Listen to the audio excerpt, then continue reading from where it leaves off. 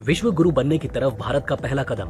चीन अमेरिका सब परेशान। आखिर डिजिटल दुनिया में भारत ने कैसे किया इतना बड़ा धमाका। भारत की तारीफ में आईएमएफ ने तोड़ दी सारी सीमाएं। भारत को बताया अगला सुपर पावर। भारत पर आईएमएफ का नया धमाका। सकते में आ गए विकसित देश। अमेरिका के लिए आने वाली है बुरी खबर। आईएमएफ ने कहा महाशक्तियों को भारत से लेनी चाहिए ट्यूशन। कैसे भारत के इस धमाके से विकसित देश हिल गए। भारत का आधार और यूपीआई सिस्टम ला सकता है दुनिया में क्रांति। तो इस रास्ते अब दुनिया में क्रांति लाएगा भारत। दोस्तों, भारत पर रिपोर्ट पब्लिश करके आईएमएफ ने पूरी दुनिया को चौंकाया है। देश के प्रधानमंत्री नरेंद्र मोदी का सपना है कि डिजिटल इंडिया भारत को डिजिटल रूप से सशक्त समाज और ज्ञान अर्थव्यवस्थाओं में बदलने की दृष्टि से भारत को नई दिशा दे सकता है। डिजिटल इंडिया कार्यक्रम का दृष्टिकोण भारत को डिजिटल रूप से सशक्त समाज और ज्ञान अर्थव्यवस्थाओं में बदलना है। डिजिटल इंडिया कार्यक्रम का दृष्टिकोण भारत को डिजिटल रूप से सशक्त समाज और ज्ञान अर्थव्यवस्थाओं में बदलना है। डिजिटल इंडिया भारत सरकार की एक अनोखी कहें या विशेष पहल, जिसका उद्देश्य है सरकारी विभाग को देश की जनता से जोड़ना है। इसका उद्देश्य ये सुनिश्चित करना है कि बिना कागज के इस्तेमाल के सरकारी सेवाएं इलेक्ट्रॉनिक रूप से जनता तक पहुंच सकें। ऐसे में आईएमएफ ने भारत पर बहुत बड़ा खुलासा किया। इस खुलासे में भारत के ऐसे कारनामे के बारे में बताया गया जिसके विस्फोट ने चीन से लेकर अमेरिका तक की जड़ें हिला दी। विश्व के विकसित देशों में भारत को लाने के लिए भारत सरकार द्वारा किया गया एक प्रयास यानी डिजिटल भारत प्रोग्राम। इस योजना का मुख्य उद्देश्य देश को विज्ञान और टेक्नोलॉजी के क्षेत्र में सशक्त रूप से आगे बढ़ाकर भारत को डिजिटल बनाना है। क्योंकि आज के आधुनिक युग में जिस देश ने विज्ञान और तकनीक को अपना लिया है वो देश एक शक्तिशाली और महासत्ता बनकर उभरा है। इसी कारण हमें एक ऐसे अभियान की जरूरत थी जो भारत को डिजिटल रूप से मजबूत बनाए। आइए बने रहिए हमारे साथ। हम आपको बताएंगे कि बढ़ते भारत की सबसे बड़ी ताकत क्या है जिस पर यह खुलासा हुआ है। उसके पहले आईएमएफ ने क्या कहा है ये जान लेते हैं। आईएमएफ ने कहा कि भारत की डिजिटल पेमेंट प्रणाली ने कैसे इस देश का कायाकल्प किया है वो किसी से छुपा नहीं। आजकल विदेशों में यूपीआई का डंका जोरों से बजता है और वीजा और मास्टर कार्ड जैसी एजेंसियां चाहकर भी इसे पछाड़ नहीं पा रही। अब आईएमएफ रिपोर्ट ने भी इस बात का लोहा माना है। उन्होंने स्पष्ट किया है कि भारत ने जिस प्रकार से डिजिटल संरचना में परिवर्तन किया वो अतुलनीय है और इससे पार पाने में अन्य प्लेयर्स को काफी लंबा समय लगेगा। आर्थिक सर्वे में ये रेखांकित किया गया है कि लोगों के लिए डिजिटल बुनियादी ढांचे के विकास की भारतीय कहानी को देखकर दुनिया चकित है। कोविड-19 के दौरान हेल्थ केयर से लेकर कृषि, वित्तीय, तकनीक, शिक्षा और कौशल विकास में जिस तरह डिजिटल तंत्र उपलब्ध कराया गया और लोगों ने इसे अपनाया, उससे ये संकेत मिलता है कि देश में सेवाओं की डिजिटल डिलीवरी में पूरे आर्थिक परिदृश्य के लिए अभूतपूर्व क्षमता मौजूद है। ये अक्सर सलाह दी जाती है कि विकासशील देशों को दुनिया की सर्वश्रेष्ठ परंपराओं को अपनाना चाहिए, लेकिन डिजिटल इंफ्रा के विकास में भारत की प्रगति ने पूरी दुनिया का ध्यान खींचा।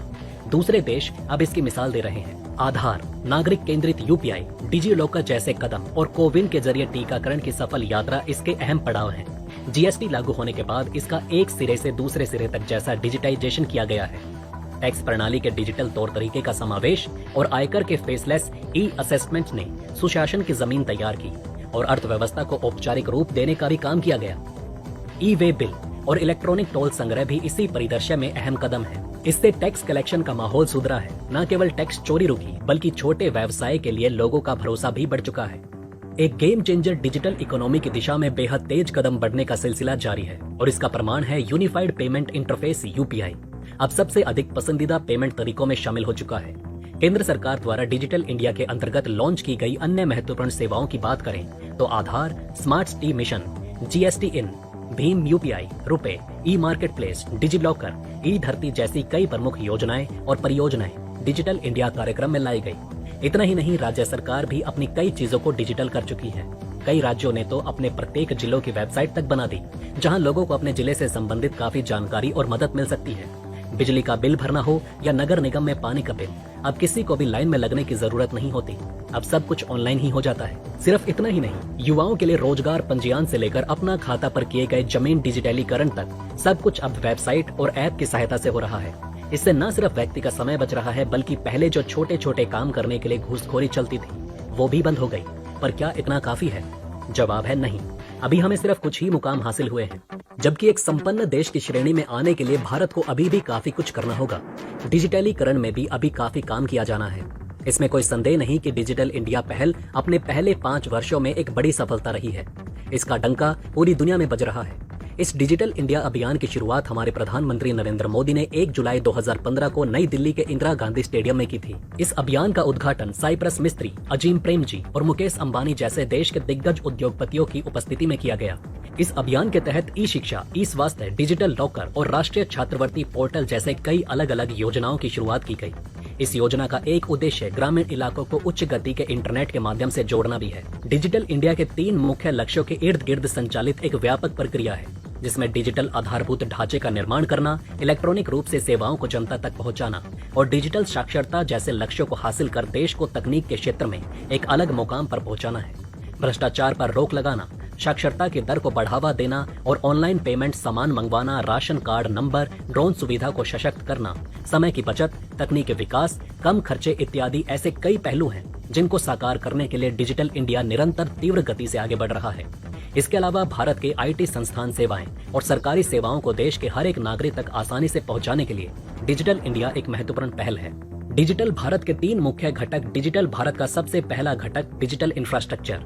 डिजिटल इंफ्रास्ट्रक्चर यानी कि भारत के हर क्षेत्र में डिजिटल सेवाएं पहुंचाने के लिए एक मजबूत और बुनियादी ढांचा तैयार करना। इसमें विशेष रूप से ग्रामीण क्षेत्रों पर अधिक बल दिया गया, क्योंकि आज भी भारत के कई ग्रामीण क्षेत्रों में बिजली और नेटवर्क नहीं पहुंचा।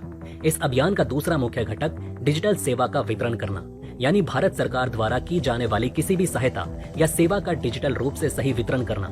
इससे देश में भ्रष्टाचार को भी काफी हद तक रोका जा सकता है, क्योंकि अगर हमारे पैसों की सारी लेन देन डिजिटल हो जाएगी तो इन सभी लेन देन पर हमेशा सरकार की नजर होगी। डिजिटल भारत का तीसरा घटक डिजिटल साक्षरता है। डिजिटल साक्षरता यानी डेस्कटॉप, पीसी, लैपटॉप, स्मार्टफोन और टैबलेट जैसे इलेक्ट्रॉनिक्स उपकरणों का ज्ञान होना। यदि लोगों को इन सभी उपकरणों का ज्ञान नहीं होगा तो वो इनका ठीक से उपयोग नहीं कर पाएंगे। डिजिटल इंडिया के तहत सभी काम ऑनलाइन ही हो जाएंगे।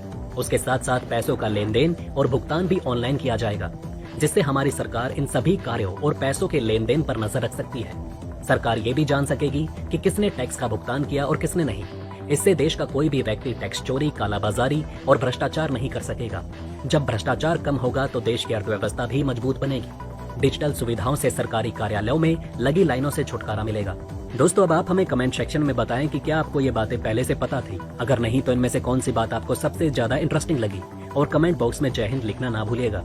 तो दोस्तों, हमारे इस वीडियो में हमने आपको बहुत सी बातें बताने की कोशिश की। अगर आपको हमारी ये कोशिश अच्छी लगी हो तो प्लीज लाइक करें इस वीडियो को, और इसी तरह की और जानकारी पाने के लिए सब्सक्राइब करें हमारे चैनल को। जितना हो सके इस वीडियो को शेयर करना ना भूलें। धन्यवाद।